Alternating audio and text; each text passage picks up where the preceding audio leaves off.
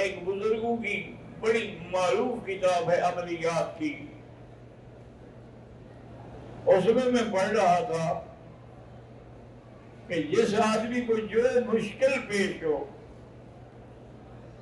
دینی ہو یا دنیاوی ہو، وہ کعبہ شریف کے سامنے کھڑا ہو جائے،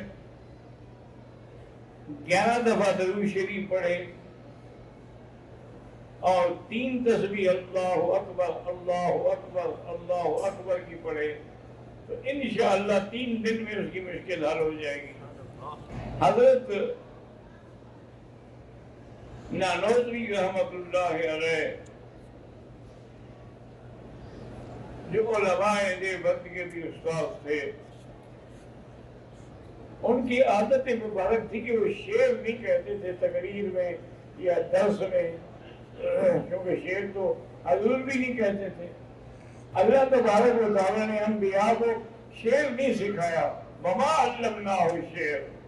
وما ينبغی لہ، اور نہ ہی شان ہے انبیاء کی جو شعر پڑھے۔ لیکن اللہ عالم جب آئے مطاف میں بیٹھے ہوئے تھے اور بار بار یہ شعر پڑھ رہے تھے کہ کہاں ہم اور کہاں یہ نکہتے گل، کہاں ہم اور کہاں یہ نکہتے گل، نسیم صبح تیری مہربانی، کہ ہم کہاں اور کعبے کی ہوائیں کہاں۔ یہ تو اللہ کی مہربانی ہے کہ اللہ ہمیں اپنے گھر میں لے آیا ہے، لیکن شرط وہی ہے جو میں نے عرض کی نا کہ جب اللہ آپ کو موقع دے، تنہا ہو کر، کوئی دوست کوئی ساتھی کوئی نہ ہو، آگے پوری توجہ سے کعبۃ اللہ پہ نظر ڈال کے بیٹھ جائیں۔